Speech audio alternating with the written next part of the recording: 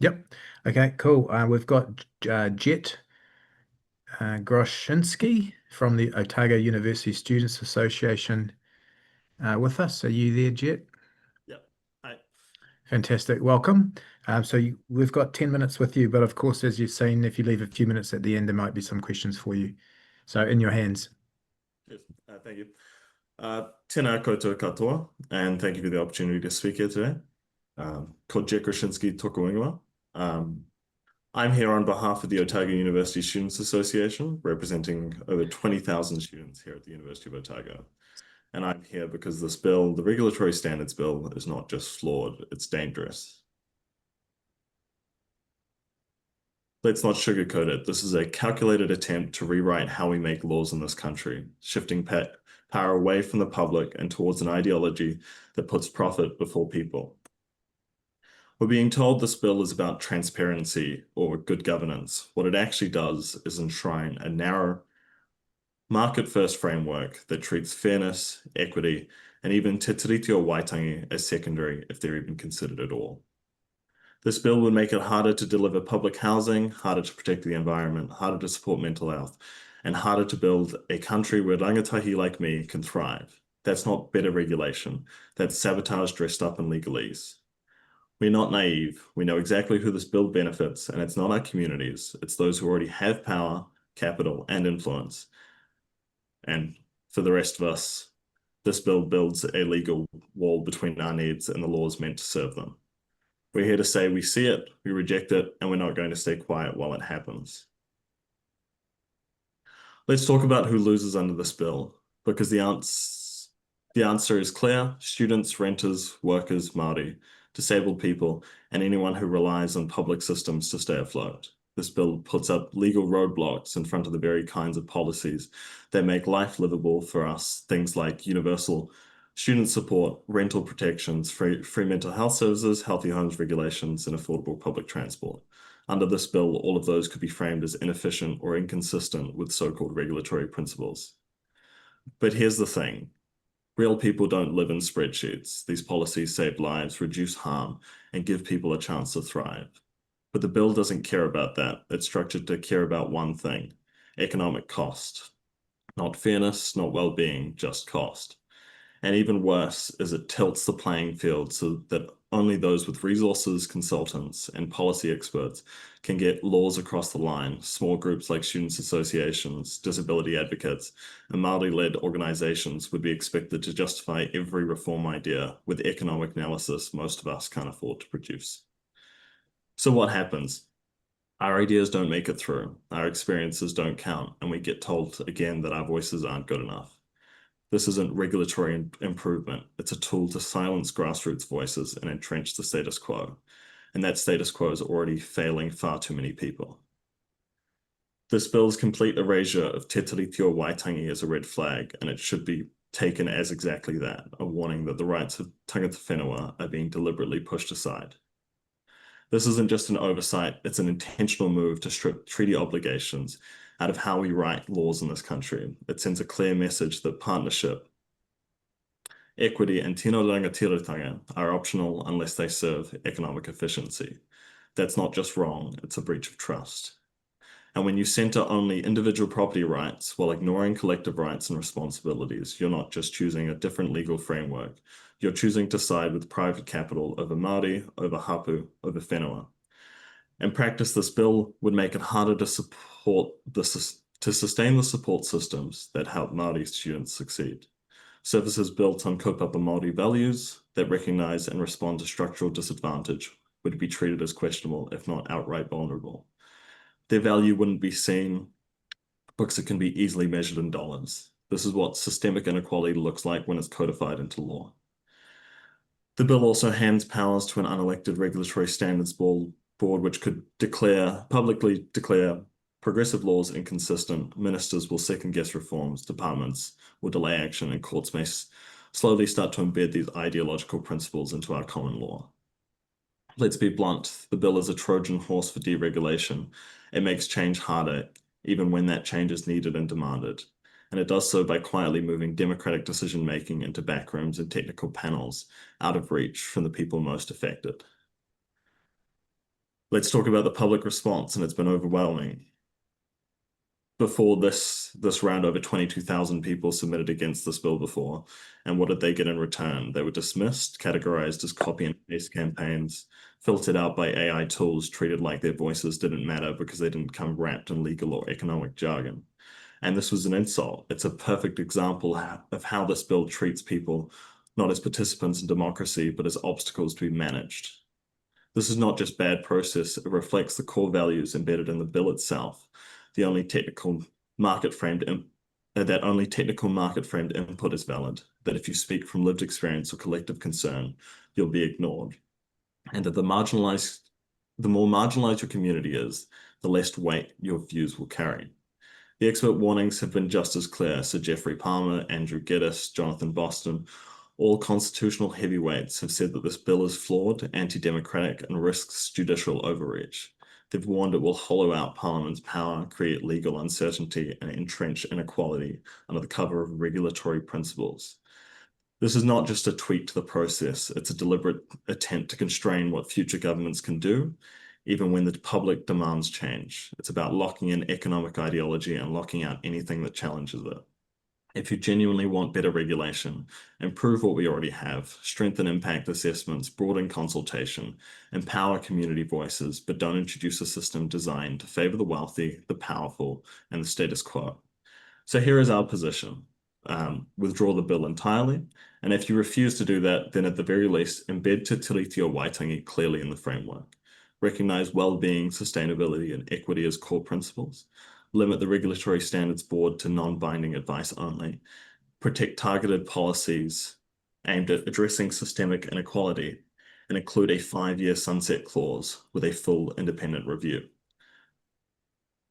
Because here's the thing, this country is facing urgent challenges: climate, housing, inequality, mental health, and the last thing we need is a legal straitjacket that makes doing the right thing harder.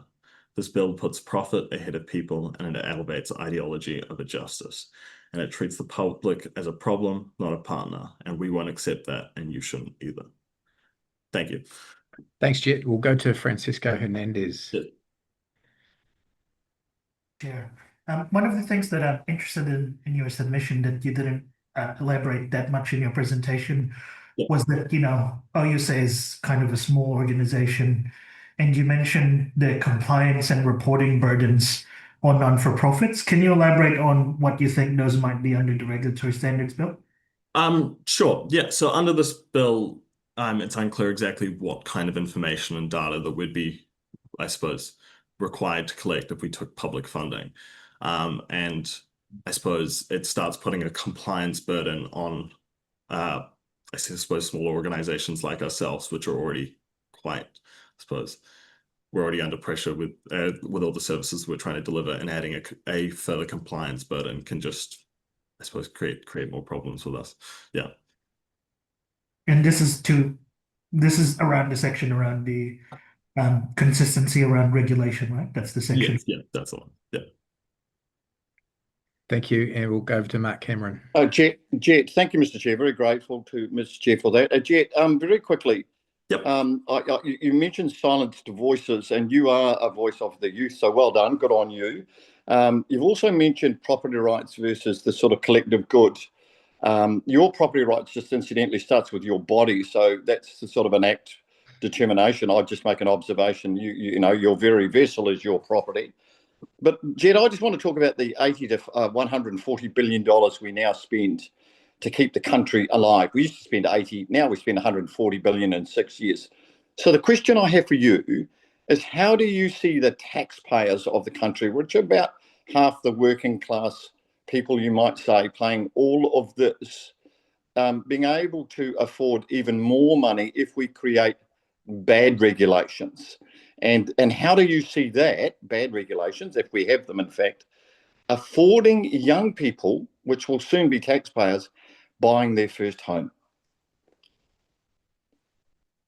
Sorry, I'm a little bit confused on the question. Well, I think I'm referencing the enormous amount of money we now spend as a crown to keep the country operating, teachers, nurses, doctors, etc., the civil service.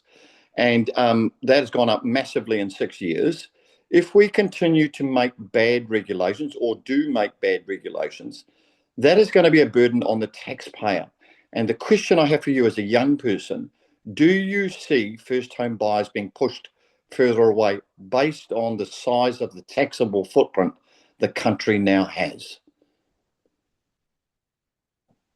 To be completely honest, I'm not entirely sure specifically to do with that. Do you see a taxable burden, though, associated with bad regulations? I mean, I'm sure things need to change in terms of the regulatory field, but I just don't believe that this bill is the way to go about it. I believe that there are other ways that you can strengthen regulation as a whole. Okay.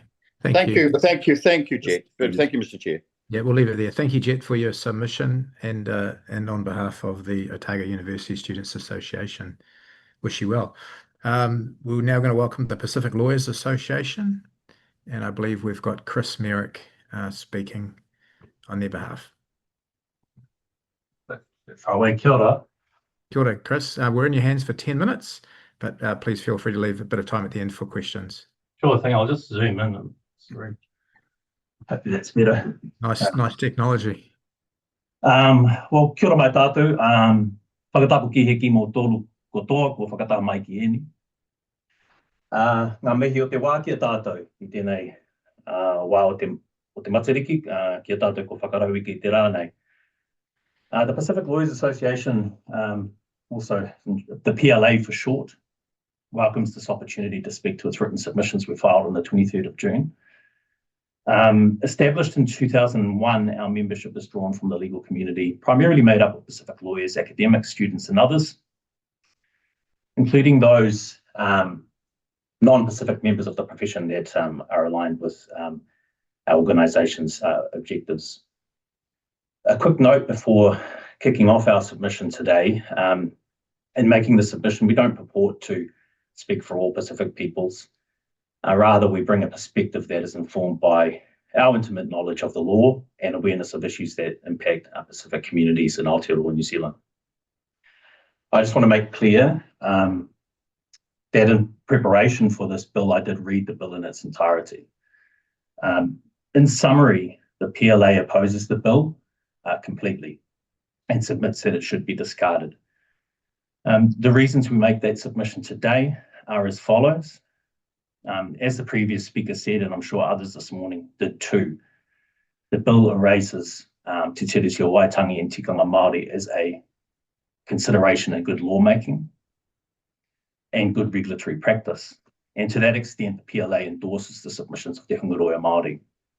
I won't speak to that point any further today, other than to stand alongside the written submission. The bill will entrench a narrow, short-sighted approach to lawmaking in this country. In short, it's our submission that will take us backward as a nation. The bill will give unprecedented power and influence over lawmaking processes to a politically appointed few in the form of a board. And the bill and the process which has been utilised to advance it is in our submission the antithesis of good lawmaking. Finally, through its narrow framing of what amounts to responsible regulation and good lawmaking principles, it's our submission that the bill excludes other important matters relevant to Pacific peoples and our relationship with primary and secondary legislation and lawmaking processes in general in this country. We have outlined in our written submission what we believe is some important context from a demographic perspective when considering Pacific peoples and this bill. As we've outlined, it's projected the Pacific population in this country will reach 11% by 2043. And the Pacific population is a young and quickly growing one, which will make up a large part of the workforce over the next 2 decades. Alongside that, according to Infometrics New Zealand, Pacific people are overrepresented in what it describes as low-skilled roles, accounting for 53.2% of the total Pacific population employment population compared to 34.3% in total population. In preparing for this submission, there's another important piece of data to come out of Census 2023, which I wanted to highlight today, and that is the rates of Pacific home ownership. Those are important in the context of the priority given to economic interests and property rights in this bill. Disappointingly, and I read in an article which suggested this was tragic, actually, and I would agree with that. The 2023 census confirmed that 16.8% of Pacific people owned their own home in 2023, compared with 42.1% of all New Zealanders. These are some of the important demographic aspects of Pacific peoples in Aotearoa, which are important to be considered alongside the bill. And I'll now make the points, just speak to the points made in our submissions in opposition to this to this bill. The bill itself requires legislation to be consistent of what it outlines as the principles of responsible regulation and outlined in Clause 8. That includes a selective selection of aspects of the rule of law, liberties, taking of property, taxes, fees and levies, and the role of courts, as well as good lawmaking. Via Clause 9, the bill then provides a requirement that the agencies include a statement of consistency with those principles. It's our submission that the bill is selective, really, about what amounts to principles of responsible regulation and good lawmaking. It's clear, having read the bill, that the filter through which those principles have been articulated is that of libertarian ideology subscribed to by the ACT Party and the 8% of the constituency it represents. Now, the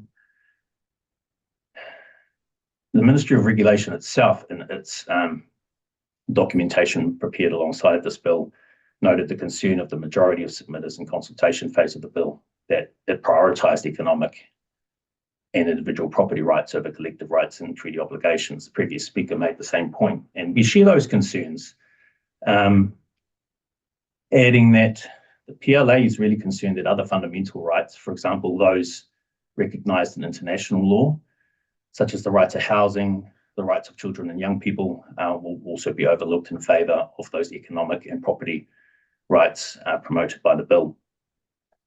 To return to the Pacific home ownership data that I cited earlier as an example, there's a real concern that's well founded in our submission that, take for example, a regulator looking to address an issue for the benefit of tenants, renters and their families, of which we know Pacific peoples make up many. That regulator will be hampered in its ability to make effective regulation for the benefit of those communities under this bill in our submission, because there'll be a clear conflict there between the rights and interests of those renters, families, communities, and those of the property rights and economic interests of landlords. Now, given the data regarding the Pacific workforce that we've also included in our submission, workplace health and safety is another area where there is a significant and well-founded concern in the PLA submission regarding this tension between economic and individual property rights vis-a-vis businesses and those who they employ. Final point I'll make under this heading is the requirement under Clause 9 to produce a consistency accountability statement in our submission really is just an effort to eliminate other factors that the legislative design process must take into account, and which we note are already covered in processes such as the preparation of regulatory impact statements, which cover some of the things that would be required under the bill. Bill of Rights compliance reports and treaty impact analysis. The PLA agrees with the point made by the regulatory impact statement for the bill that the current processes could and should be strengthened. In our submission, those processes provide a range of sources and information to inform legislative and regulatory design. What is proposed in this bill, though, is a retrograde step in our submission. We've made the point, as have others, about the concern of a politically appointed board. The only point I wish to make about that today is, to the extent that some may suggest that a diverse membership of such a board might improve its function. In our submission, whilst by general principle, having collective decision-making bodies be diverse in their membership is positive, whatever this board is comprised, whoever this board is comprised of, will be bound by the inadequacy that is the bill itself in terms of its provisions. and have already addressed. The final submission is really, I think, the heart of the matter, and ironically, the bill, whilst purporting to stand for good lawmaking and responsible regulation, is not an example of that in of itself. It's been advanced in a way which has been without consultation with Māori, without regard to te tiriti and tikanga, without consideration of other important matters relevant to all our communities here in Aotearoa, New Zealand, including the Pacific community. Structural inequity and disadvantage are important things to consider in the context of legislative design. This bill simply hasn't covered those matters and hasn't been promoted in a way which could be said to be good lawmaking in itself. Chris, sorry to interrupt. If you'd just like to maybe make a closing statement, because we're nearly at 10 minutes. Thank you. I'm actually at my last point, and it probably picks up on a point question asked by Mark earlier to the previous speaker, and that's the scope of the review provisions of the bill. Clause 17 are incredibly wide. They will be cumbersome, they will be costly, and they will take time. So to the extent that this bill might be promoting cost savings in some areas, it will be a cost blowout in many others. And I understand that there's information before the committee in respect of that. It would not be a good use of time and resource, and that would effectively dampen the ability of agencies to create further, more constructive regulations for our communities, which would not, in our submission, be in the public interest or the communities by which are impacted by them. So thank you. Fantastic. Thank you for your submission, Chris, on behalf of the Pacific Lawyers Association. We do appreciate it. Thank you. We're now going to move to Rock the Vote New Zealand with Daymond Goulder-Horobin. So as a start. Yeah, thanks, Daymond. We've got you for 10 minutes as well, but of course, it's a guide, not a target. Yeah, wonderful. Thank you so much. So my name is Daymond Goulder-Horobin. I am the Rock the Vote NZ Deputy Party Leader. My background is IT and economics. I've got a Master of Economics and a graduate diploma in data analytics. And we're just a party that believes in good, sensible lawmaking and just common sense in general, and we do our best. So Rock the Vote NZ agrees with the intent of this bill and would dare say that this bill should pass through the select committee. However, there are conditions, and perhaps too many, but we'll see. So we support this bill because it has a great potential to assist with lawmaking for members of parliament, to simplify lawmaking and improve its quality. Not all members of parliament, and not all of us are lawyers, we're not experts in the law, we're not reading millions of pages of legislation all the time. One of the main things about this bill, which I like, is that it offers a great opportunity to have a reference point for how good lawmaking should be done. And it should serve as the end product for all existing legislation to make it easier for MPs to know what good lawmaking is. Our reasoning for why we support this bill and our conditions might not be the same as acts, but we'll see what happens. And ultimately, this bill doesn't have to be something that antagonizes the left, says the left is, take this with our property rights. This can help everyone. This can make things easier for all of us. So I'll start just by talking about what Rock the Vote NZ considers good lawmaking, because this will preface the rest of my submission. So really, we start from first principles, and first principles is a physics approach to the physical world. It's a mathematics approach to law and digitalization, and it helps us empathize with other people. And good lawmaking is all about empathy. It's all about understanding others, what they know, how they got to their position, and how we can help them, and maybe what they need to hear. And one of the key things about first principles is simplifying things. It's not all about making things complicated for everyone and making things, we've got to be smart, pretend to be smart. It's about simplification. So with that in mind, I'll talk about the most important conditions that we have for this bill and essentially what the bill should do before it passes the select committee. So the principles in general, with the Vote New Zealand agrees with the tone of these principles. We do believe in, property rights and the freedom of the individual to complete their missions and lives. However, if we empathize with others, some have said this in their submissions, but actually all of the principles that are derived in this bill, all of those should come from existing legislation and laws. This should be an end product. There's a danger with freestanding principles, and that if it's not derived from anything that's already existing, it could be challenged. And obviously, as you've seen today, there's been many challenges to these principles.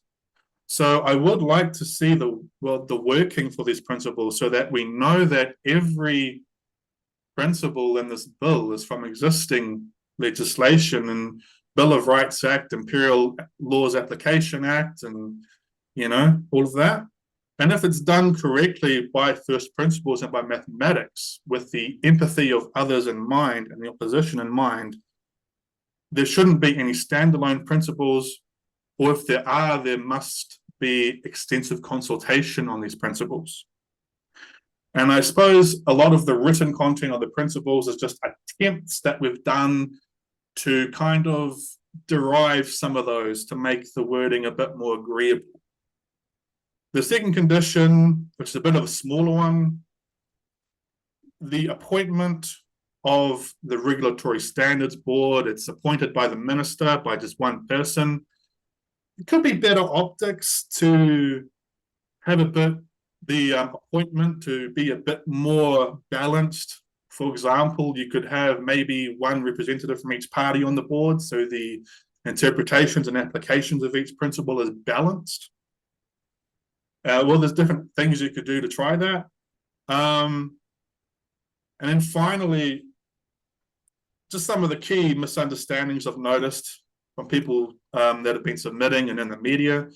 First of all, this bill is not binding. It doesn't stop legislation being passed. There might be some pressure, assuming the principles are correct, and hopefully they are correct or will be correct. The courts can't use it to, I dare companies to try and use it. I dare them to try to use this bill to get compensation. And obviously the other one is people saying that Act doesn't have the mandate to pass or to enact this sort of bill. Again, every party is beneath 50% of the vote. So the democratic legitimacy is always tested at the when they all come together and vote on the bill. And obviously the Treaty of Waitangi is built into existing legislation. Existing legislation is created with the treaty in mind. Obviously, we do have to respect the treaty. It's very important. And then the Regulatory Standards Bill derives its regulatory standards from existing legislation. Assuming the principles are correctly derived, and I would like to see the working for that. And just in conclusion, again, this does not have to be a bill that antagonizes the left. Everyone's saying, property rights, ha, ha, ha. It can really empower MPs to have a point where they can get good points on how to build the legislation. And I respect the committee, again, empathy, is going to have a lot of late nights ahead of them building the report. And I hope that what we've done will help you guys out. Thank you, and any questions? Thank you for that. Raymond, we don't appear to have any questions at this point in time. So thank you for that. You made your points very well. Wonderful. Thank you so much. Okay, we're going to move to Sunday Blessings Auckland. And we've got Danielle presenting. Yep, I can see you there. Welcome, Danielle. Thank you very much for having me. I want to thank the committee for the opportunity to be heard on this bill. Can you hear me okay? We can. And just to confirm, we've got 10 minutes with you, but of course, if you save some time at the end, we can ask questions. Thank you. My name's Danielle LeGallais. I'm Kuki Airani, or Cook Island Māori. I'm head and co-founder of Sunday Blessings, which is a by the community, for the community grassroots response to food poverty amongst Auckland CBD's rough sleeping community. We provide various activations all year round, a free meals list, which is printed in libraries, community centres, Auckland City Mission, at Lifewise's Cafe, even at the Auckland District Court, of which exists a court specifically tailored for the needs of people experiencing homelessness. And we assist other Auckland-based community groups serving our street whānau through our umbrella charity Community Groups Feeding the Homeless Incorporated. The large community that we serve is disproportionately represented by tangata whenua experiencing homelessness. So although we are Cook Island Māori led, where possible, we firmly stand in solidarity with our New Zealand Māori Indigenous peoples experiencing poor outcomes, such as homelessness and food poverty. We oppose this bill and request it be abandoned. We believe that this proposed bill is a fourth round attempt at a version of a bill that A, prioritises individual liberties over collective well-being, B, provides a warrant to overlook the duty of proper consultation, and C, in part, it undermines its own standards and aspirations of responsible regulation. The starting point for the reasoning behind my submission is that Indigenous peoples experiencing homelessness and food poverty on their own rich lands is a good example of the math not mathing.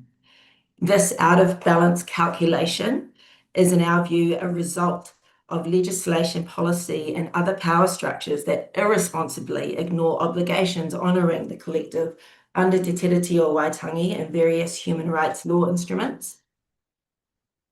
I say this as our starting point because the anomaly of a person of the land simultaneously experiencing homelessness and food poverty is one driving factor for the work we do on the ground, but also why we pop up in system spaces like this. So individual liberties v collective well-being. In a country as rich as ours, legislation, policy, and power structures that prioritises individual wealth and liberty over collective well-being creates ripe conditions for homelessness, food poverty, and other poor outcomes to continue on the upward trend. In this bill's context, a person's liberty, which we interpret as individual liberties, is expressed 10 times. Oh, I see I have a question. Okay. We'll save that to the end. Oh, okay, great. Sorry. Is expressed 10 times within the bill.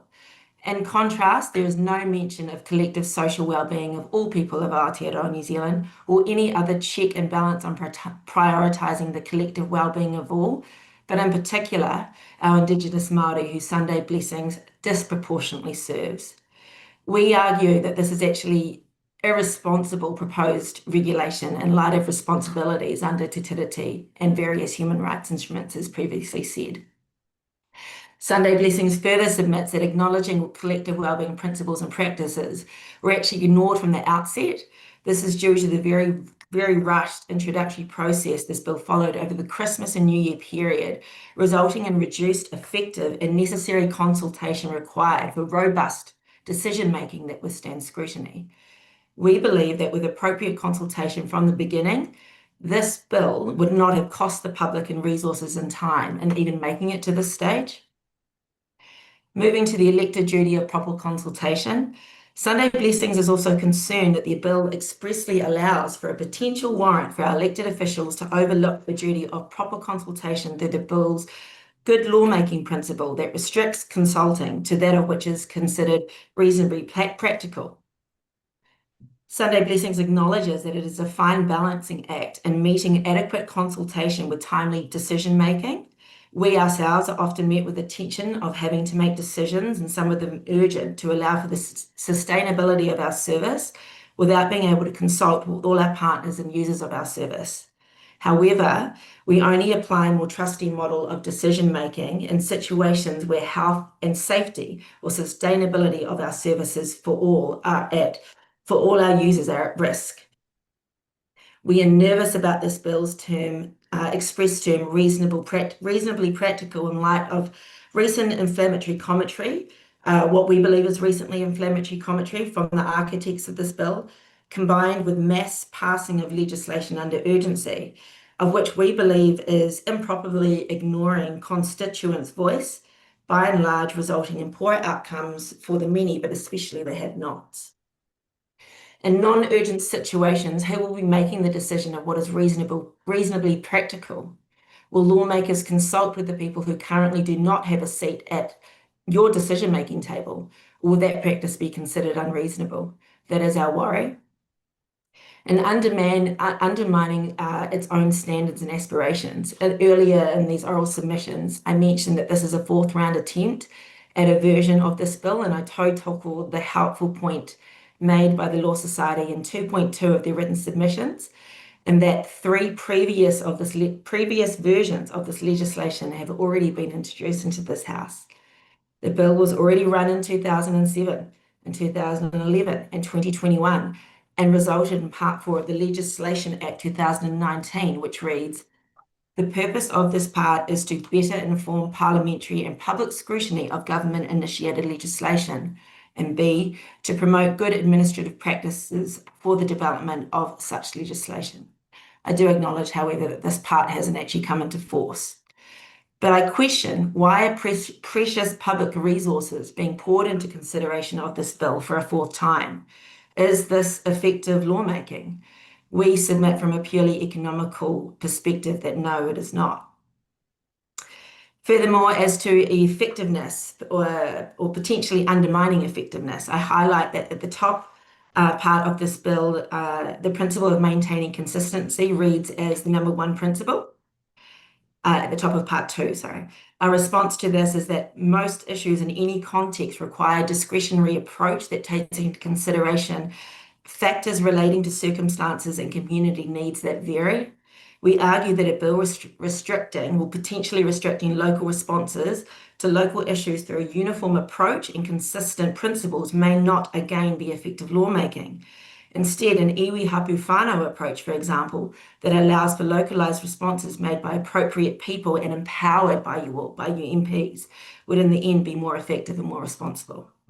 So in conclusion, Sunday Blessings argues that on the face of it, this 2025 version of this bill fails in meeting its own reasonable standards and aspirations of legislation being effective.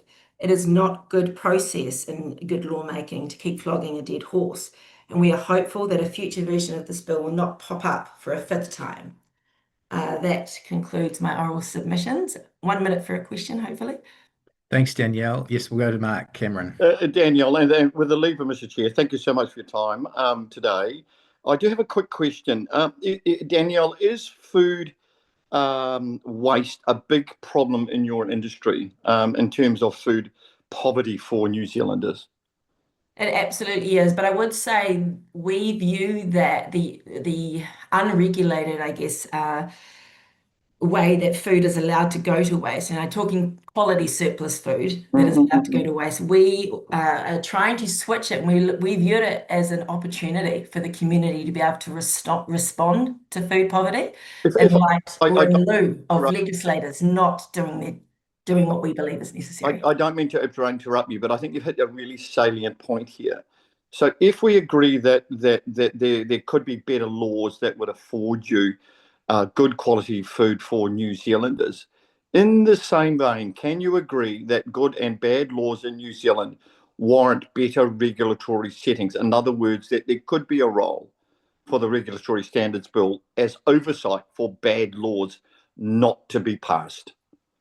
I think it comes down to the integrity and the values behind the people that have created the bill and the intent behind their reasoning for creating a bill. On the face of it, good lawmaking, regulating lawmaking is a good thing, but it can also be a way to undermine specific practices and marginalized community hidden under a thin veil of being something good. Thank you. All right. Thank you. Thank you, Mark. Let's leave it there. That's great. Thank you, Danielle, for your submission today. Really appreciate it. Thank you for your time. Thank you both. Thank you.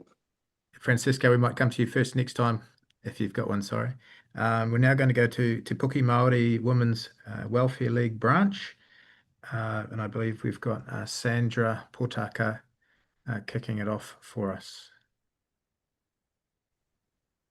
Kia ora, Kia ora. welcome, Sandra. Yeah, kia ora everyone. Yes, I'm Sandra Potaka. I'm the president of Te Puke Māori Women's Welfare League.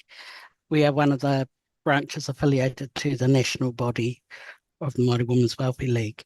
So the League was a women's movement established in 1951 to provide support for Māori women and their whānau without the means to support themselves. In 2025, as a collective of volunteers within the community, we're continuing to provide similar support for whānau, often without government funding or resources to carry out that mahi. After more than 70 years, the needs of whānau are still high, exacerbated by a less disposable income resulting from an unstable economy and increasing job losses, particularly experienced in our area. For many whānau, this means vulnerability now and an uncertain future. Our members are people who are in daily contact with vulnerable whānau. We experience the level of deprivation that our whānau suffer as they strive to house, feed and clothe themselves. We're often called upon to represent their voice and to articulate their needs and also their aspirations. The key issue for today's submission from the Te Puke branch of the Māori Women's Welfare League is the power and processes which might impact on good lawmaking. The proposed regulatory standards bill, in our collective opinion, intends to undermine te tiriti o Waitangi, which in turn undermines the ability of whānau to function well as whānau, let alone to participate in economic growth and sustainability. In its current form, we feel that it perpetuates systemic racism. Because of this, we predict that many whānau will continue to spiral downwards. Meanwhile, foreign interests and the financial elite, who are a minority in Aotearoa, New Zealand, will be encouraged and supported through the proposed bill and other legislation to build their personal wealth. Te Puke Māori Women's Welfare League members feel that there are aspects of the proposed bill that will continue to impact negatively on Māori and other ethnic populations. We are concerned that social equity has already been eroded by recent legislation, which has been bulldozed into law through unfair and undemocratic process. We feel that in our democracy, it's not only about having the majority vote, but more importantly, about making decisions which provide positive outcomes for the majority, regardless of personal gain. Our members feel that the current government has utilised their majority position in Parliament to promote their political agendas against the political will of the people. Te Puke Māori Women's Welfare League are seeking fair and reasonable outcomes for all our whānau, and for the government to honour their responsibilities and obligations guaranteed by te tiriti o Waitangi, and the principles on which te tiriti is expressed in law and in everyday life. While we have a primary focus on Māori women and their whānau, we believe that what works for Māori will also work for non-Māori. We openly state that we seek a fair and equitable future for whānau, whether they are Māori or not. The League motto is tātou tātou. It promotes kotahitanga, which can only be achieved if we work together to achieve a future where we all prosper. So our position is that the Te Puke Māori Women's Welfare League opposes the regulatory standards bill, and we recommend that the bill does not progress further, and that the government reject the divisive program proposed by the ACT Party, which serves to privilege their minority views, and which does not assure us that they uphold the democratic right of the whole population of Aotearoa, New Zealand, to determine our future. Kia ora, that's our submission. Oh, kia ora, thank you for that. We don't appear to have any questions for you, Sandra, but thank you for making both submissions today and your written one. Thank you. We're now going to go to Horizons Regional Council, and I believe we've got Rachel and Kia ora. Kia ora, welcome. Thank you. Thank you for giving us the time, and I appreciate it's been a long day for all of you on screens.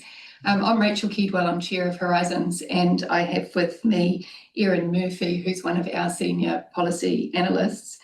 and I'm speaking to the Horizons submission. So Horizons is a regional authority for the Manawatu-Wanganui region, extending from south of Levin to north of Taumaranui and from Wanganui across to the east coast. One of our primary responsibilities is managing our region's natural resources. I'll take our submission as read and note that the points in our submission are offered up in the spirit of improvements to the proposed bill. However, we do have significant reservations about the bill, particularly in its current form. Since the submission was written and signed off by Council, I've heard multiple concerns about the bill from government departments and officials and a range of experts. And it's concerning to me that a bill supposedly focused on good law making is receiving so much criticism for its legislative shortcomings. And I urge you to take on board advice from your officials and from the submission process to address these shortcomings. I'd like to reiterate a couple of key points from our submission, and then I'm happy to take questions if there are any.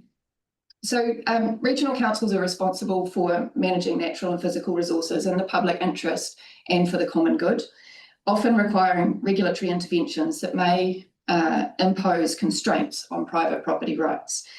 There are many values that guide policy for managing natural resources, such as wise stewardship, harm minimisation, and ecological integrity, and these are inherently complex and multidimensional.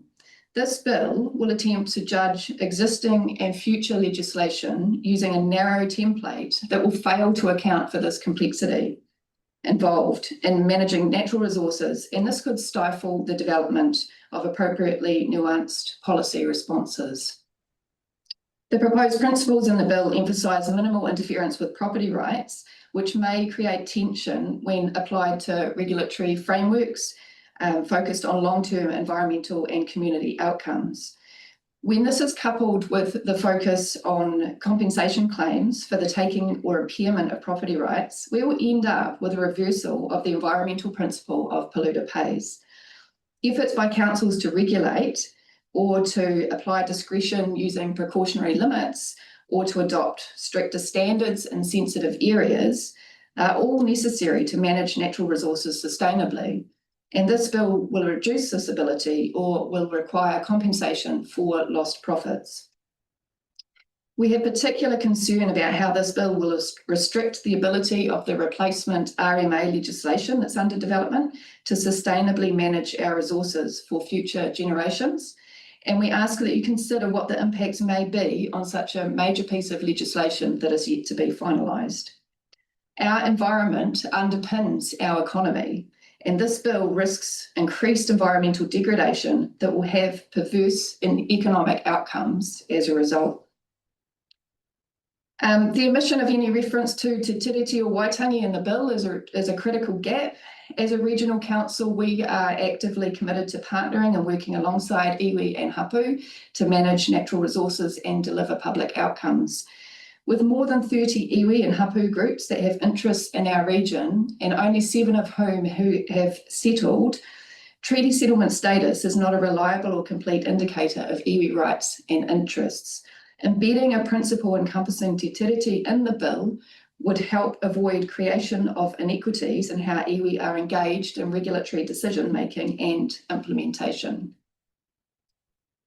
Regarding the Regulatory Standards Board, we have significant concerns about the disproportionate power that sits with the Minister and the lack of democracy inherent in the proposed model.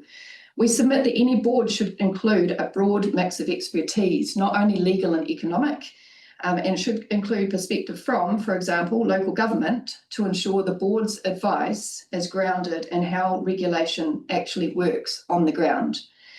The bill grants significant discretion to a single minister to appoint and manage the Regulatory Standards Board without legislative guidance or on representation or on process. This centralisation of power raises concerns about balance, transparency and long-term institutional credibility. From a specifically local government perspective, the bill omits an explicit exclusion of regulations made by local authorities, such as bylaws, regional plans and policy statements, from the need for assessment against a set of regulatory principles. Local government regulations should be explicitly excluded from things like preparation of consistency statements to avoid ambiguity and misapplication and to avoid potentially significant financial implications. But although the provisions of consistency statements may not be appropriate for local government, it's important that when talking about regulatory systems, all key participants and co-regulators are included in the legislation development and broadly in system performance. Regional councils are not only implementers of regulation, we are co-regulators, often jointly responsible for system design, delivery, compliance, monitoring, and public engagement. Because of this, we suggest that the CE level stewardship obligations in the bill are extended to require collaboration with regional councils to ensure the system works cohesively across all governance levels. So that's the key points I wanted to make. Thanks for the opportunity to speak, and I hope that you'll find our feedback helpful to your decision-making process. Thanks, Rachel. We'll just go to Francisco and then to the Honourable Megan Woods. Thank you, Chair, and thank you so much for that submission, Rachel. I've got a quick question, the same one that I asked the Dunedin City Council. I don't know if you're listening to that one, but approximately how many pieces of secondary legislation would you say that the Horizons Regional Council administers over? I'm going to see if Erin can take a stab at that. I wouldn't have an accurate answer, but I know there's over 70 services that regional councils provide. So any secondary legislation would be guiding a lot of those. Sorry, I don't have exact numbers.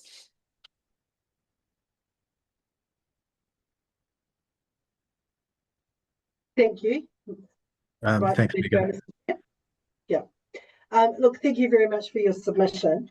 One of the things we've been hearing from a range of submitters about the potential for compensation payments to impose costs, which will ultimately fall on either consumers, taxpayers, or ratepayers.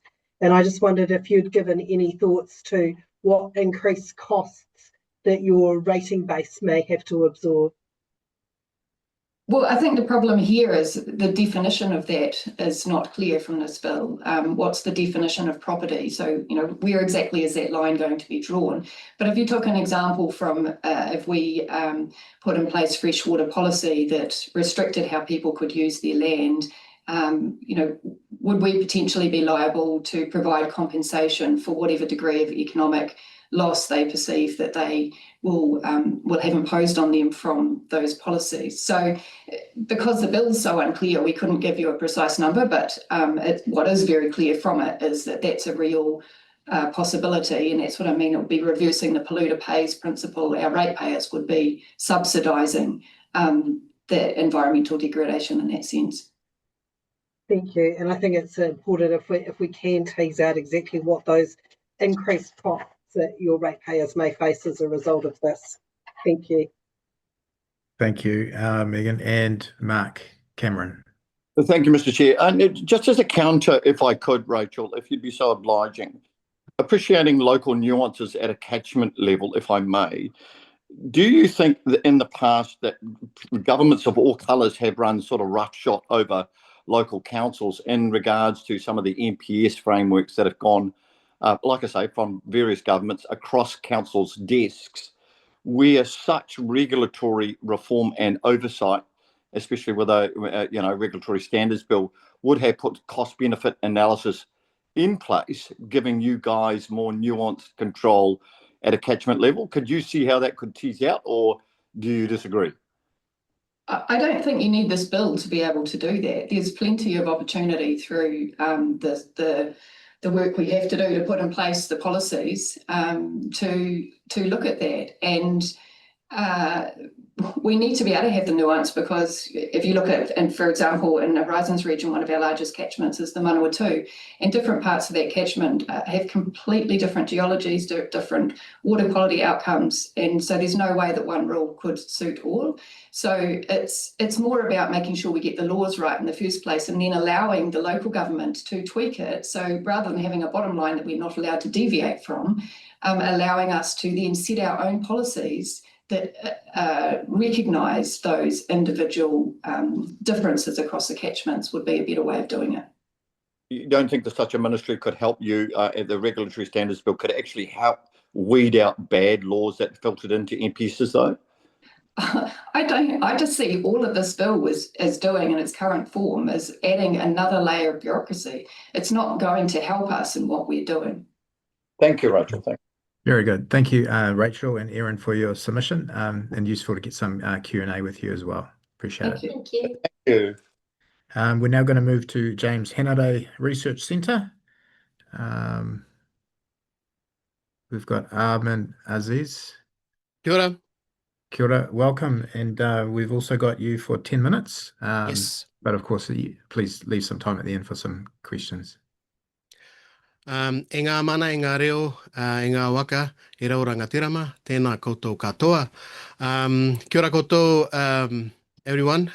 Ko Ahmed Aziz, taku ingoa. I am a researcher and administrator at the James Henare Research Centre, and I'm here to represent Te Whareranga Hau Hemi Henare, the James Henare Research Centre, which is based at the University of Auckland. Our centre is guided by the life and words of Hemi Henare, and we work directly with Te Tai Tokero communities to co-create research that enables our partners to exercise mana motuhake, to lead decisions affecting their own social, environmental, and economic well-being.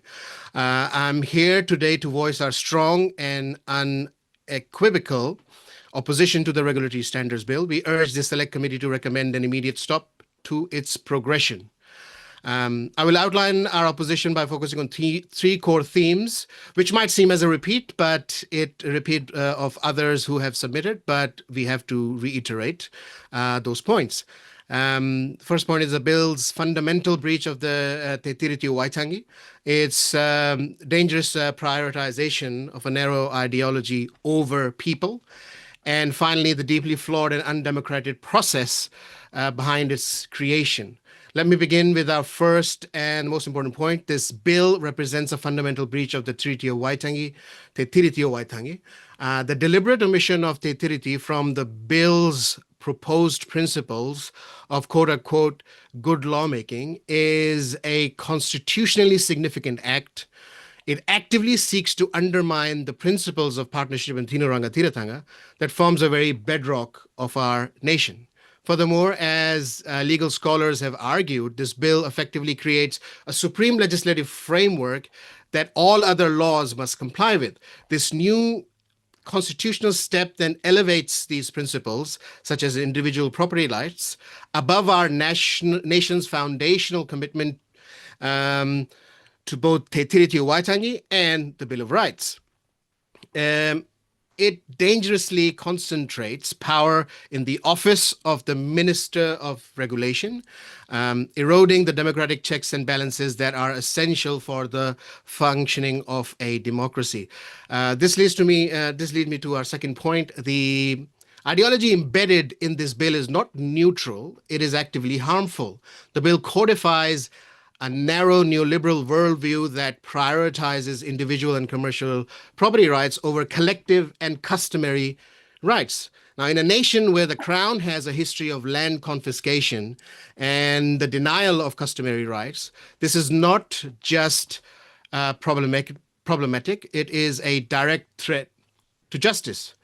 The ideological bias extends to social equity. The bill's emphasis on the so-called quote-unquote formal equity is a tool that risks being used to dismantle targeted support for Māori and other marginalized groups. It ignores historic and systemic injustices, and in doing so threatens to weaken vital protections in areas like employment, health, safety, or other safety for our most vulnerable communities. Now, my next point concerns the process. The way in which this bill has been developed is as flawed as its contents. There was no direct engagement with Māori as a treaty partner, which is a shocking omission for a bill of such constitutional significance. The treaty impact analysis provided during the consultation process was so heavily redacted that it prevented any meaningful or informed participation. The Waitangi Tribunal itself found this consultation process to be fundamentally flawed and in breach of te tiriti. The Crown simply ignored this finding. The bill also proposes a new regulatory standard board appointed solely by the Minister of Regulation. This raises serious concerns about impartiality and independence, with no requirement for Māori representation or treaty expertise on the board. This disregard for due process is matched by the staggering disregard for the public will. Now, 83% of the nearly 23,000 submissions oppose this bill, and to proceed against such an overwhelming opposition demonstrate a profound failure of democratic accountability. Now, a final point is that the bill is a colossal waste of time for the government, the parliament, and the whole nation, because the principles of quote-unquote good lawmaking already exist. The legislative guidelines by the Legislation Design and Advisory Committee already exist. These guidelines provide a comprehensive set of principles for developing legislation. More than 100 principles are there. Here are some of the principles mentioned in those guidelines. Legislation should be consistent with the principles of Te Tiriti o Waitangi. Legislation should comply with New Zealand's international obligations, which was ignored in this bill as well. Māori interests that will affect by the proposed legislation should be identified. New legislations must not be inconsistent with an existing treaty settlement.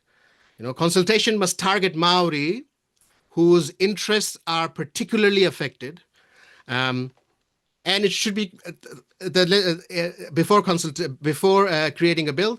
It should be the Human Rights Commission should be consulted as well.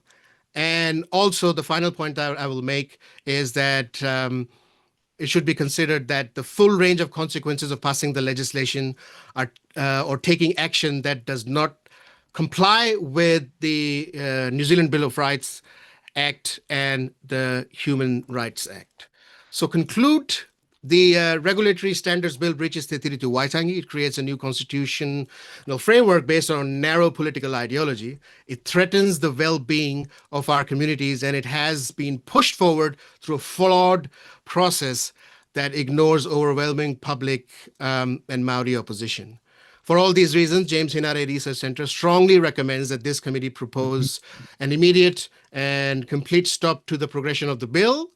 And this is not simply about abstract principles of lawmaking. This is about upholding the honor of the Crown, the mana of the treaty, and the protection of our democratic integrity, and ensuring a just and equitable future for all in Aotearoa, New Zealand.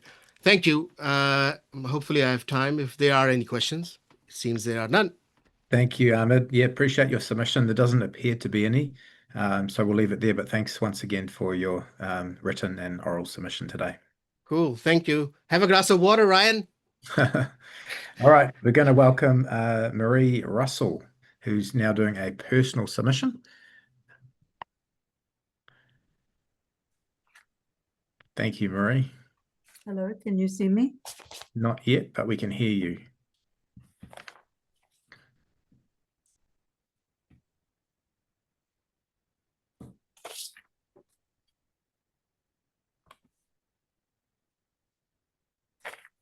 There you go. Good, thank you. Fantastic. We're in your hands for the next 5 minutes. If you want to have time for questions at the end, feel free. Kia ora koutou, and thank you for the opportunity to address the committee. The three aims of the bill that you're familiar with: promoting accountability of the Executive to Parliament for high quality legislation, supporting Parliament's ability to scrutinise bills, and supporting Parliament in controlling the use of delegated powers to make legislation. My understanding is that there are already existing mechanisms and processes that meet these aims, and the previous speaker has mentioned some of them. There are the committee processes like this one we're having at the moment. There are the Parliamentary Assessment Bodies, and there are the Parliamentary Tribunals. And these are all mechanisms that already exist. the Regulations Review Committee, Regulatory Impact Statements, the Waitangi Tribunal, and after legislation has passed the courts. But I'd like to talk about the Legislation Design and Advisory Committee and the role this committee has, including advising departments early on in the process of designing legislation, setting standards and scrutinising bills that come before Parliament. And the legislation guidelines that were mentioned by the previous speaker compare extremely well against the provisions of the Regulatory Standards Bill. For one thing, they acknowledge the Treaty of Waitangi, Te Tiriti, and its importance in our country's constitutional arrangements. And the bill ignores Te Tiriti, and this is very wrong in my view. Then the Legislation Design and Advisory Committee comprises, as I understand it, senior government public servants, legal experts, constitutional experts, and people from outside government with special expertise. The bill, on the other hand, sets up a smaller board, 5 to 7 persons, to be appointed by the minister, which is, in my view, makes it open to cronyism, always a concern.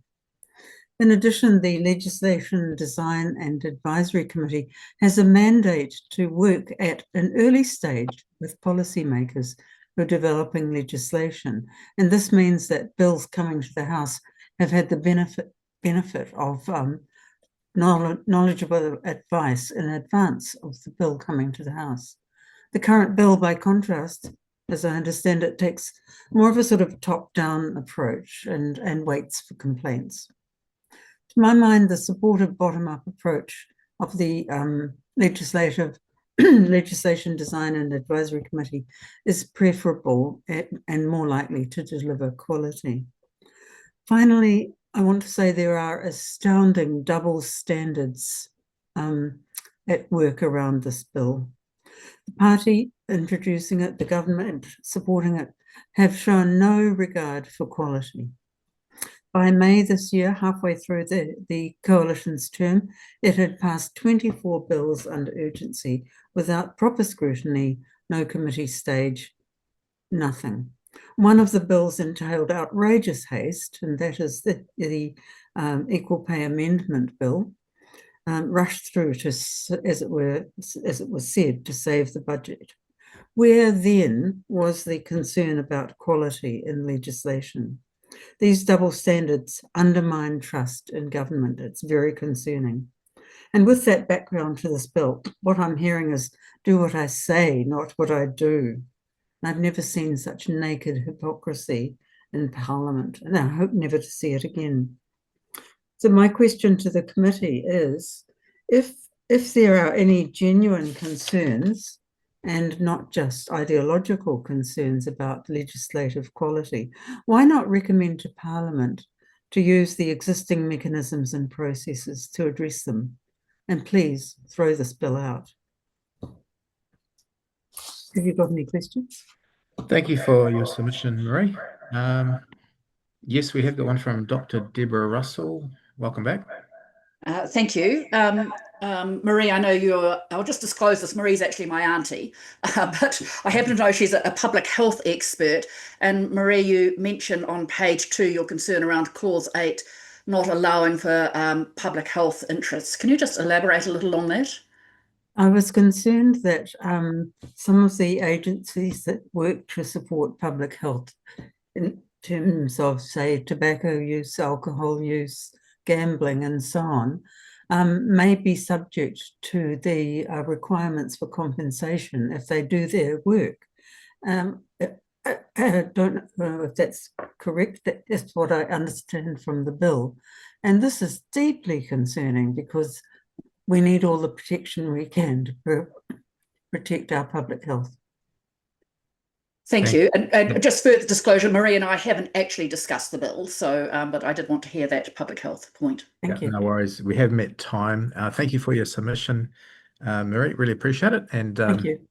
And I can assure you that your niece is very active in Parliament.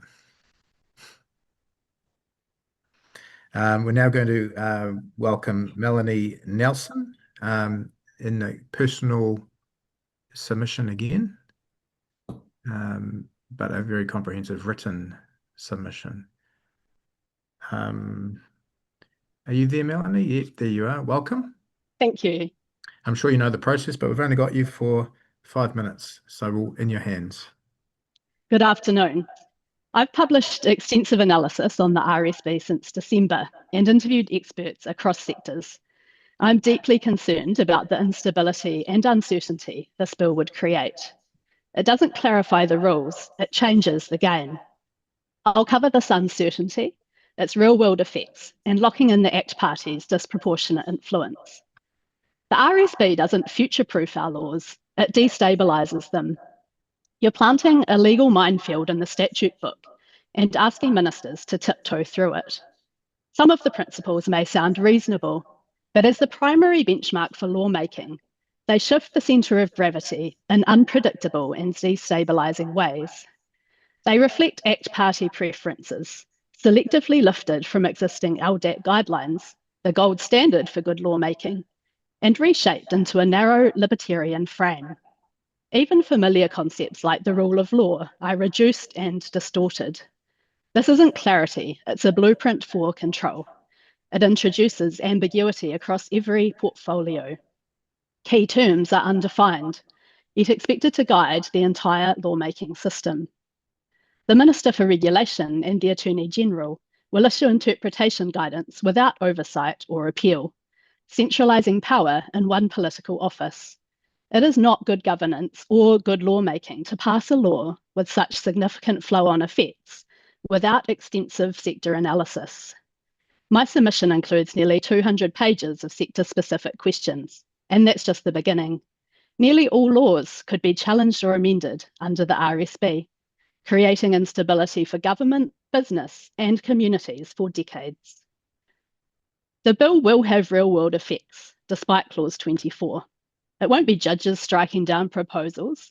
It will be Cabinet colleagues and the board holding red pens and marking inconsistent on your policies. The bill weaponises responsibility, turning it into a stick to beat down any policies that defy ACT's ideals. Legal rights aside, the bill creates cultural, political, and institutional pressure. Ministers and public servants will respond, not because they must, but because the political cost of being repeatedly labelled irresponsible will be too high. The politically appointed board can publicly undermine policy without consequence, issuing non-binding findings that shape debate, cabinet decisions, and judicial review. This will punish necessary or bold regulation and put national and New Zealand First's own priorities in the firing line for being irresponsible, such as small business, farming, regional infrastructure, and pensioner support. Officials may avoid proposing needed reforms, fearing an inconsistency ruling, shaping what gets proposed or funded before laws are even drafted. It will shape lawmaking through narrative dominance and soft power.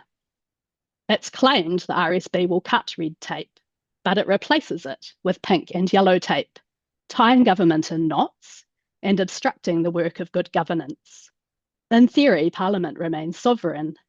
In reality, it will answer to ACT's worldview, shifting its focus away from balancing the interests of all citizens. ACT will be the perpetual tail wagging the dog. The bill embeds ACT's ideology in higher law, funds its entrenchment with the machinery of state, and gives ACT a taxpayer-funded megaphone, even if they're not in power. You're handing ACT the stage, the spotlight, and the script to drown out your own ministers. If National and New Zealand First truly believe every policy should be filtered through ACT values, they should say so. If not, they risk being undermined by a framework they helped legislate. ACT will use taxpayer-funded evidence to critique your policies through a filter you endorsed. You're setting a bar that your own policies will struggle to clear. The bill creates a political trap. It will be used to publicly undermine your ministers whenever they act pragmatically or in response to public need. If you wouldn't let ACT write your policy platform, Why let them define the standards your policies will be judged against, leaving you constantly defending your divergence? If you believe your party has a different vision than that, then this bill puts that vision at risk. If you wouldn't hand act your campaign strategy, why hand them your constitutional settings? This is a constitutional Trojan horse. ACT's ideology slips in quietly, while other parties work hard to erode their own mandates. It guarantees one thing: ACT always gets the final word, and your policies may never make it to the table. Thank you. Thank you, Melanie, for your submission, and very comprehensive written submission too. Thank you. We're actually at time now, so yeah, thank you. We're going to move on to the next submitter. Thanks for your work. Bye. I'd like to welcome Ngā Haumi, if they're up. Melanie, no, that's Melanie's going. Okay.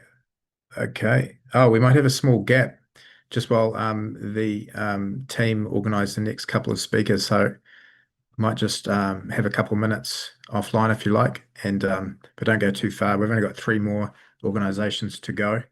And can I say to the officials who've done a fantastic job today, it's been one after the other in perfect succession. So great job at getting everyone lined up. Not easy, I'm sure. Oh, you have Kahui Legal. Okay, so we could go to them. They're scheduled after Ngā Haumi, but we can go straight into that if they're ready to go. I'm happy to go now, sir, if that works. Yeah, I think we've got everyone still. Yep, here. Yep. Thank you and welcome. So we've got you for 10 minutes, but of course you can leave a bit of room at the end for questions if you'd like. E te komiti, anei te uri o Ngāti Kaharo, o te whānau o tū whakaeri e mihi atu nei tēnā koutou. Ko Tara Hauraki tōku ingoa, he tumuaki ahau ki Kahui Legal. Tēnā koutou, my name is Tara Hauraki and I am a partner at the law firm Kahui Legal. And I'm making this submission today on behalf of Kahui Legal, and just at the outset would really like to thank the committee for this opportunity to present. By way of background, Kahui Legal is a specialist law firm with experience and expertise in legal issues that affect Māori, and the interface between Māori and iwi organisations and the Crown, local government and other entities. We provide legal services across a wide range of areas, but as part of our practice and perhaps most relevant to today's kaupapa, we are regularly called upon to advise our clients and the government on regulatory compliance, as well as legislative and regulatory reform, including the development of new and sometimes novel legislation. So perhaps if I start here in terms of our submission on this bill, Kahui Legal supports the aspiration, obviously, for high quality legislation and regulation. However, in our view, the Regulatory Standards Bill fundamentally fails in both conception and design to advance that aspiration. And it's for that reason that we oppose the bill in its entirety. In terms of the why does it fail to achieve that aspiration, this can be broken down into 2 central themes, in my view. First, we say that there is a process issue, and second, there is a substance issue. And so in terms of process, it's hard to reconcile that a bill purporting to promote good lawmaking and high quality regulation fails to meet its own standards by way of a policy process. And in our view, undoubtedly the policy process has been poor. There was inadequate consultation. The consultation process was rushed. It occurred over the Christmas New Year period. That's an extremely challenging time for people to engage with what is ultimately a very significant proposal. And in terms of the engagement with Māori specifically, what we know is that the Waitangi Tribunal has found that the Crown's consultation process was fundamentally flawed and in breach of the principles of te tiriti o Waitangi. Despite that flawed process, there was substantial opposition expressed through submissions on the initial discussion document, but those concerns are unaddressed in the bill that is now before this committee.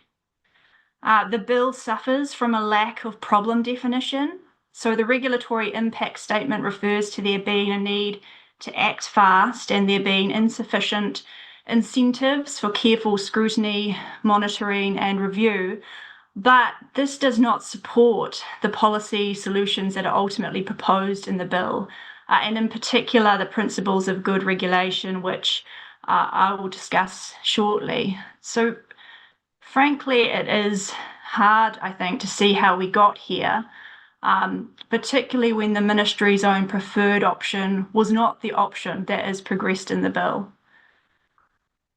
In terms of substance, again, we say that there are significant problems. The principles contained in Clause 8 of the bill are a mixture of what I would describe as unnecessary, problematic, and incomplete. So some of the principles simply state foundational legal rules and principles that already apply in the context of legislative development, and which are in fact deeply embedded in our constitutional assumptions. So, for example, the rule of law and the role of the courts. It's odd and problematic to try and define these and incorporate them in a framework which also provides for, and I think directly contemplates, the balancing and potential deprioritization of those principles against others. Second, the bill entrenches a particular neoliberal view of regulation, and this doesn't reflect either the lived experiences or aspirations of Māori and other population groups. The bill instead elevates, ultimately, personal liberties, private property rights, as well as economic and other commercial interests over collective rights, over things like social well-being, the environment, and tikanga Māori. And if I think about this in the context of the work that we do at Kahui, our concern is that the bill is likely to constrain kaupapa Māori policy design by marginalising Māori perspectives and really creating structural deterrence to regulation that seeks to advance treaty-consistent outcomes.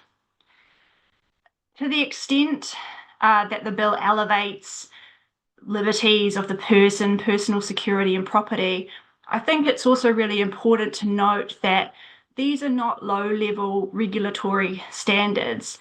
They are fundamental values. And if we are considering enshrining those values in legislation, then in my submission, that is worthy of a much deeper constitutional conversation.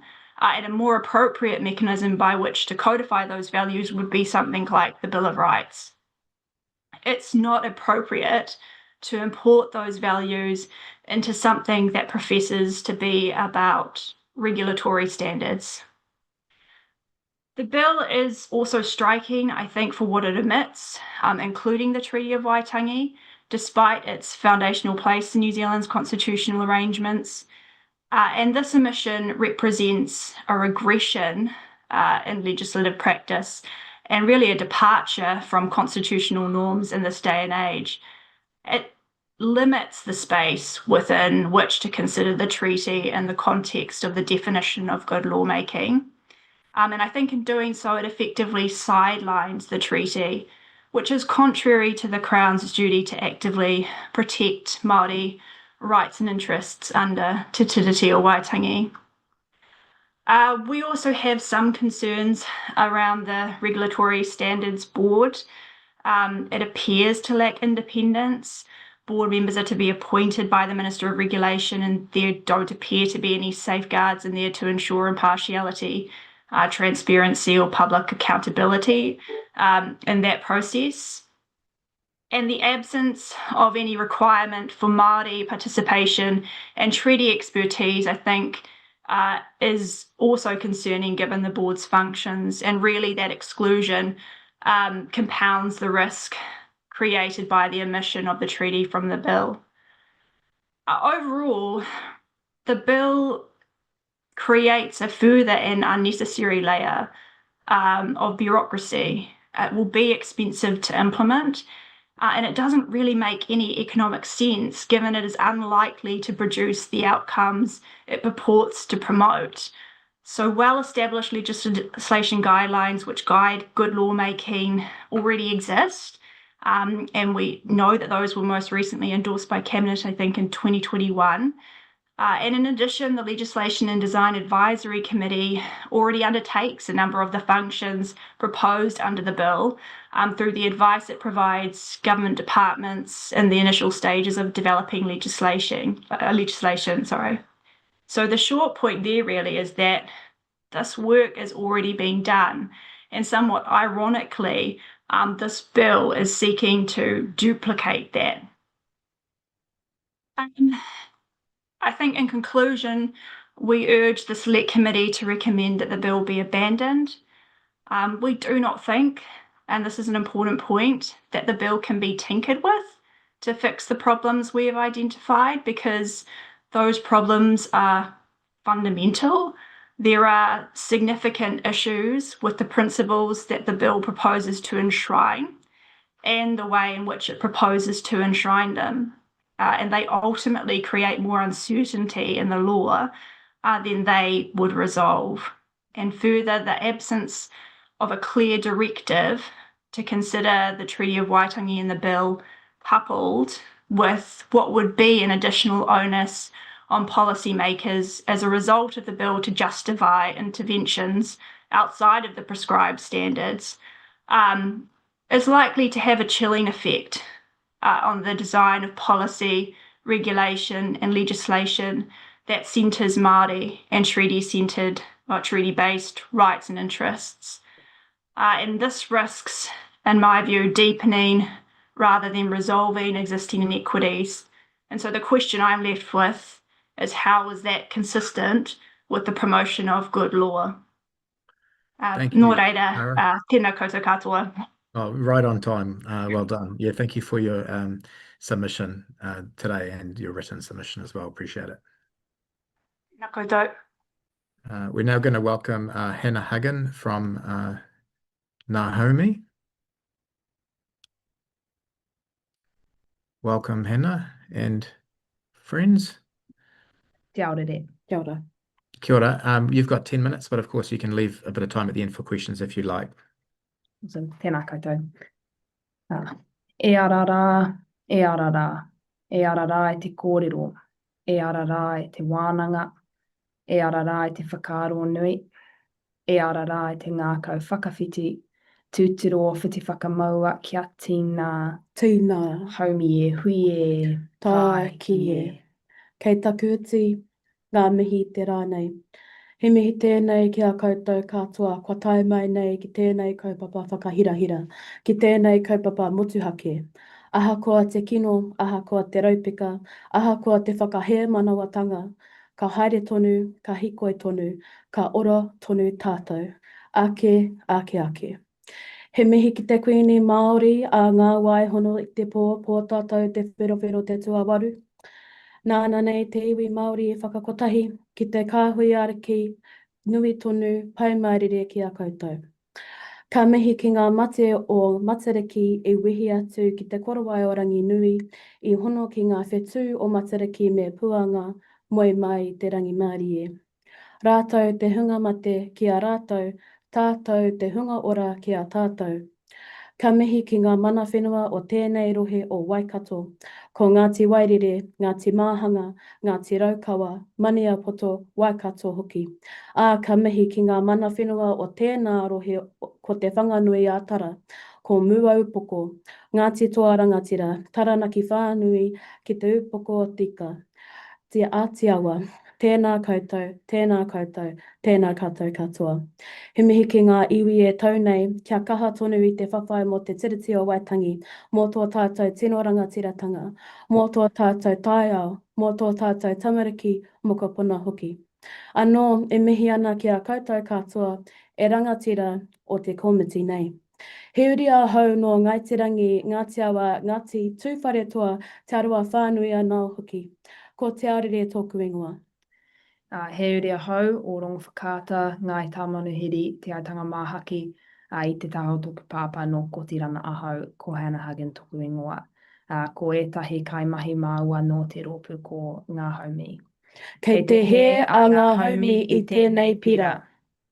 On behalf of Ngā Haumi, we are here to represent our complete and total opposition to this bill and call for it to be abandoned immediately, recommending that it not proceed through any further stage of the House. We are coming to this oral submission as a group of deeply concerned and impacted rangatahi takitaki.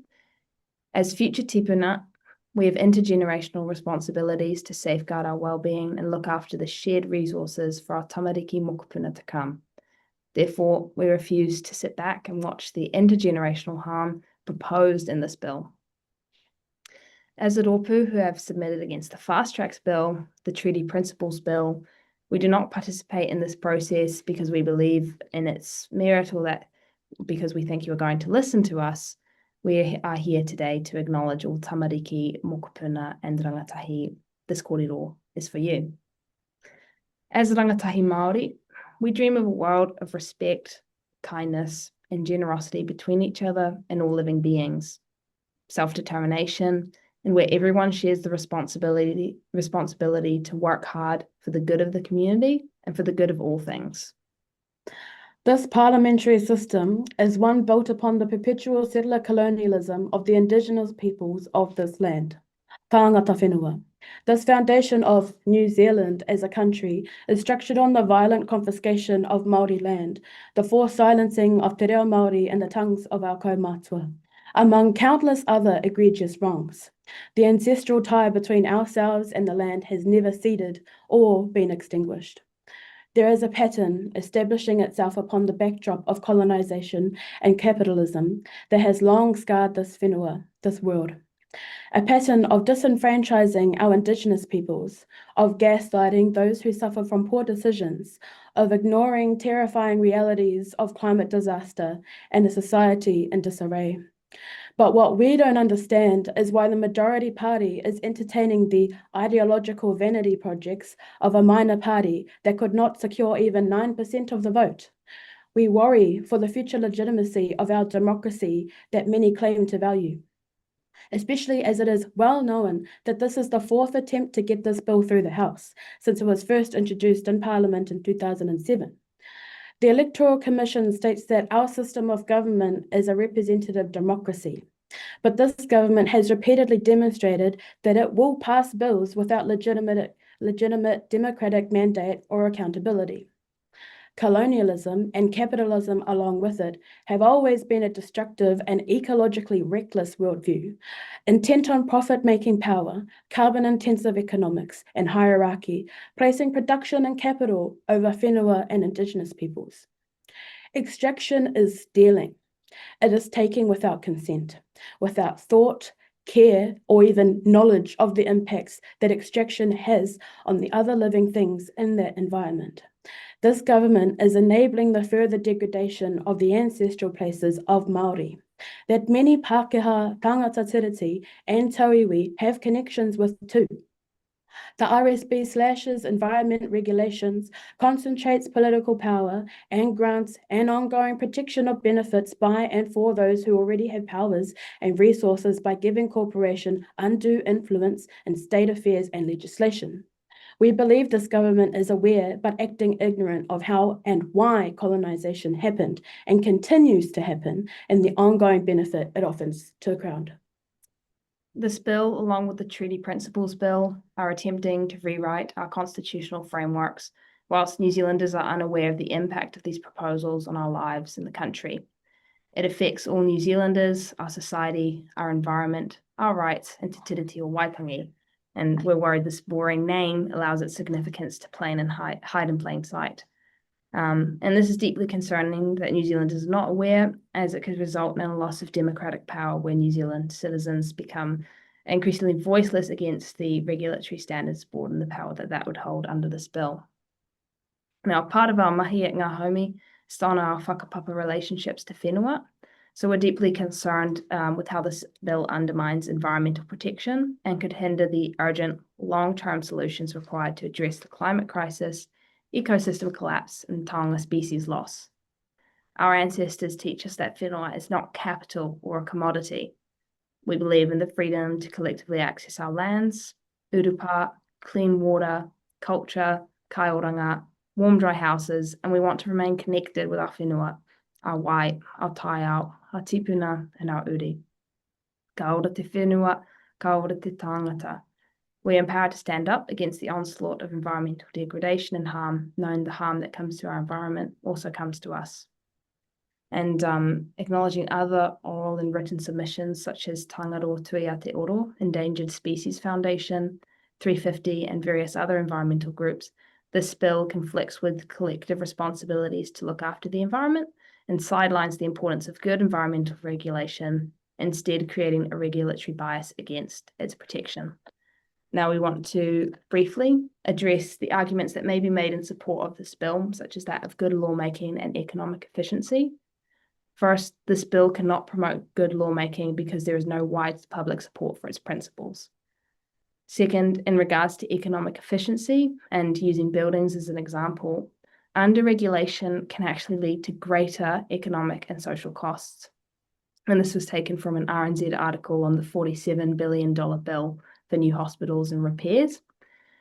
Decades of underinvestment in health infrastructure means hospitals need substantial remediation to meet the needs of future patients. And this is just a small, short example where under-regulation and underinvestment can actually lead to substantially bigger bills later down the line. And we heard in the submission that was the last submission, these issues that we've addressed, that other people will address, cannot be fixed through later technical amendments, and so this bill needs to be rejected in its entirety. Demonstrated by the 45,000 strong hikoi and the hundreds of thousands of submissions against the Treaty Principles Bill, this momentum isn't something that's going to die down. Our fire has been lit, our kaha is alight, and our tipuna are with us. Ka whawhai tonu mātou, ake, ake, ake. We are continuing a legacy our tipuna have overcome time and time again.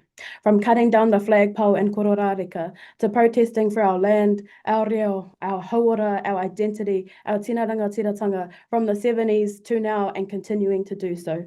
This bill is yet another bolt in the colonial machine that we will rise against. If our kōrero is not clear, Ngā Haumi completely opposes the Regulatory Standards Bill. And further, we support all other submissions who have spoken against this bill and the points they've made that we don't have time for here. Nō reira, e te komiti, tēnā koutou, tēnā koutou, tēnā rā tātou katoa. Perfect timing. Thank you for your submission, just on 10 minutes.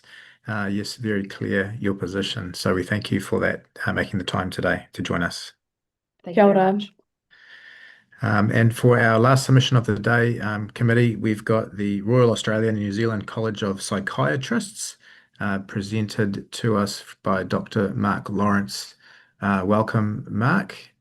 We've got 10 minutes with you, and of course, you're welcome to finish early and just allow time for questions. Ai, tēnā pai, yeah. O kaiku nui kia kurahi tēnā koutou katoa, kia ora arai te iwi. Thanks for the opportunity to talk to the submission. So my name is Mark Lawrence. I'm I'm representing the college because I'm a psychiatrist. I've had 25 years of experience working in Aotearoa, New Zealand, mainly in the Bad Plenty, where I trained. Just for simple information, the college, or the RNZCP, is a bi-national organisation responsible for the education and training of specialists within the discipline of psychological medicine in Aotearoa, New Zealand and Australia. We are therefore medical doctors because sometimes people get confused between psychiatrists and psychologists. We are medical specialists that deal with and treat people experiencing severe psychological distress and moderate to severe psychological episodes.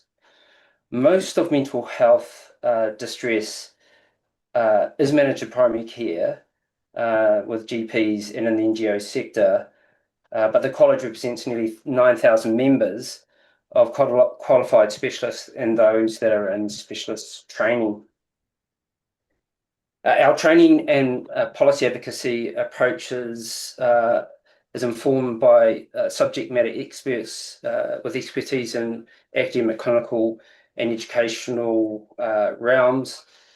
and we're service delivery experts within mental health and addiction.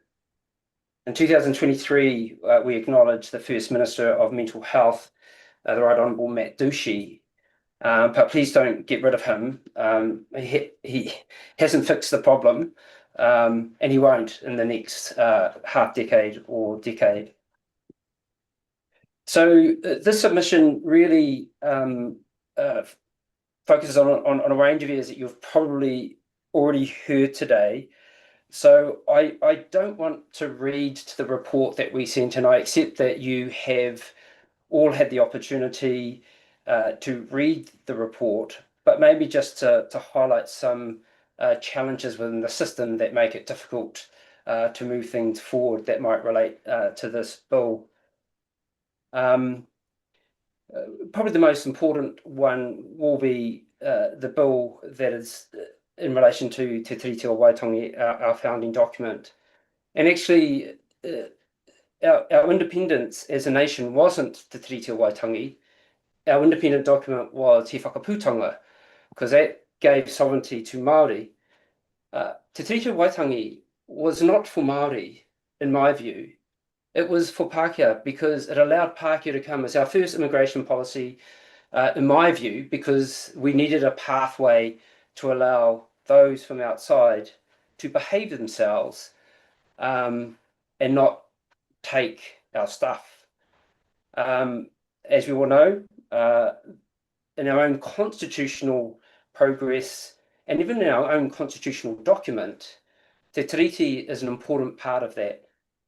So this bill, which systematically attempts to exclude that from the process, is a breach of Te Tiriti o Waitangi.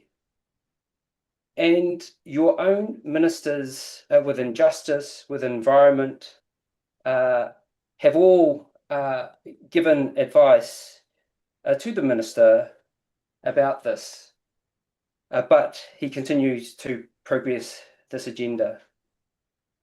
Probably the most recent bill, the Pai Ora Healthy Futures Act 2022, that legislation really focused on protection, promotion and improvement of health. But one of its second tenets were to achieve equity within health.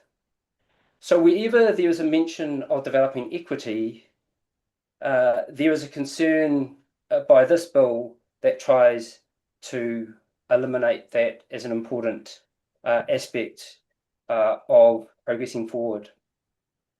So for me, this bill, if it were to go ahead, would significantly impact on those that are most vulnerable: Pacifica, Māori, youth, children, women of childbearing age, elderly, and all people that are experiencing poverty. If you have more than one of those factors, then your likelihood of having a negative health outcome is significant. Our communities deserve to have opportunities to thrive, but the evidence and the medical evidence is clear that we don't thrive, and many of our community groups don't. And in the report, it shows the challenges, particularly for the high rates of suicide in youth and Māori and Pacifica, and people living in poverty. The bill doesn't do anything to redress the social determinants that are commonly the drivers of mental health distress and addiction. And in fact, some are promoting those negative behaviours in their advocacy. I do want to mention the next couple of points. Yes, it was Treasury, Justice and Environment. All were opposed because of flawed ideology. Mental health care is complex.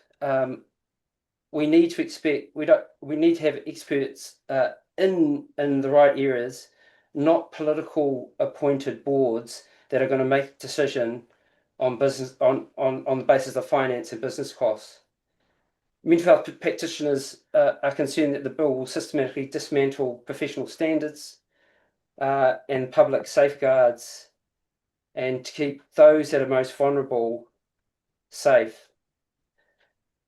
All our communities need to have access to the appropriate care when we need it, and that's really important. This will obstruct that.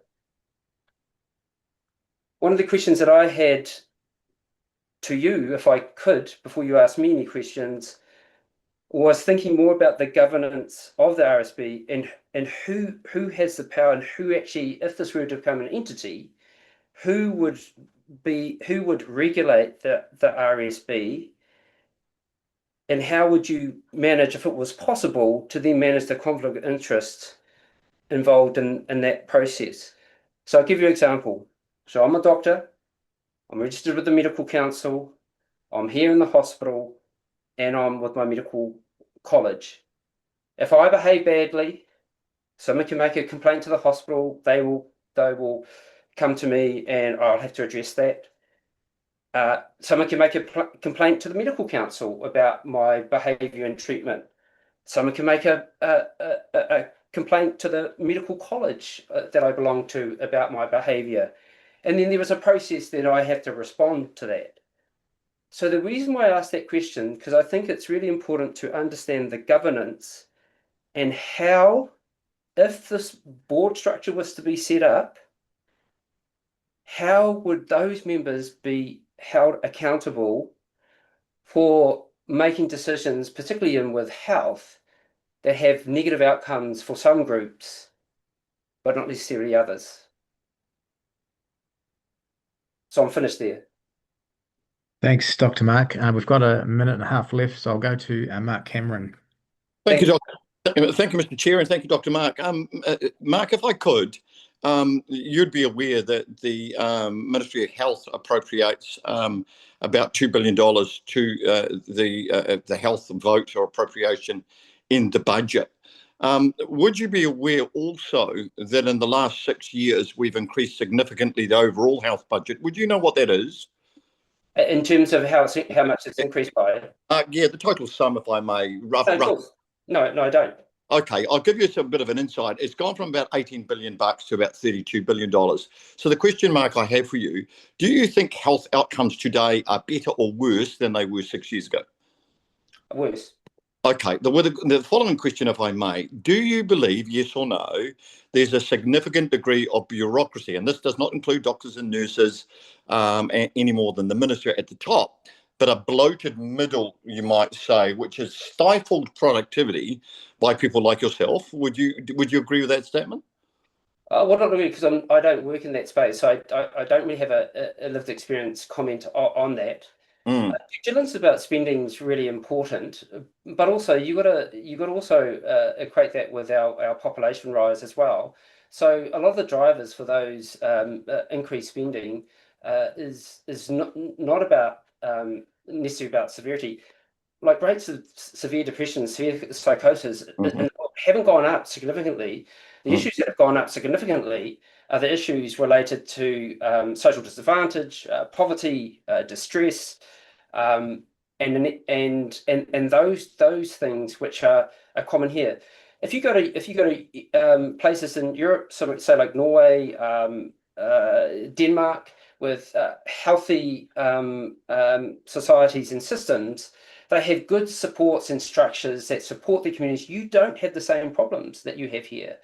We have these problems because of other factors unrelated to just, having a genetic predisposition, say, to depression or psychosis. A lot of these issues relate to other factors outside of that in some way the government has to take some stance on and improving. Thank you. A final remark, if I may, Mr. Chair. Do you think, Mark, then it is the case, less so what we're spending, less so about what we're spending, but how we're spending it? And therefore, if you do agree with that statement, is there not a role for a regulatory body that would say, this is good law, this is bad law, throw out the bad law and keep the good stuff? it's all in the governance and the structure, and then who's held responsible, and it's those processes that I'm more concerned about. In principle, if people behave well and have good intentions, in theory, it could progress. But my sense is, looking at the structure, I would say that the Minister for Regulation would have power over that body. And if you've got a good minister with good intentions, that's fine. But if you don't, then I find that hard. Okay, I'm going to stop it there. That it would go well. Yeah, sorry, we've just gone a bit wide of the wicket. Dr. Deborah, did you want a closing question? Yeah, I do, if I please. Dr. Lawrence, you said something interesting. I mean, I really appreciate the answers you've just been giving about the societal impacts and systemic structural problems that we have. But you mentioned in your oral submission some of the groups that might be most affected or have been bad, and you just said women of childbearing age. That's a lot of us. But were you meaning women who are within very specifically in that childbearing space around maternal health and so there I'm referring to the challenges in maternity. So that's right. So because the numbers that are just abhorrent is the highest suicide rate in our nationhood is postpartum young Māori women. Not just Māori, but that group is hugely one of the high, and you wouldn't know that. And it's the same. It's the same in Australia. If you look at the highest suicide rate in Australia, because I don't work by nationally, but I sit on our board.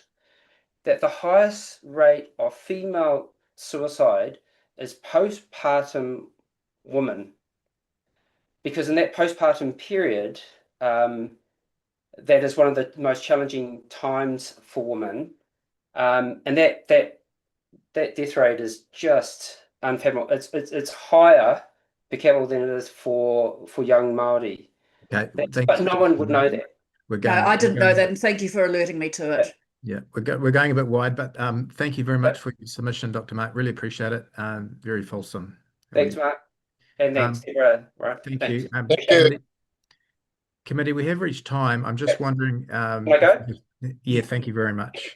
We've just got a few, whether you just want a few minutes just to sort of catch all in terms of anything you want officials to note. It's nothing official or formal, but just before I give a vote of thanks. Deborah, anything from you today? I know you've been in and out of No, we should we should maybe have that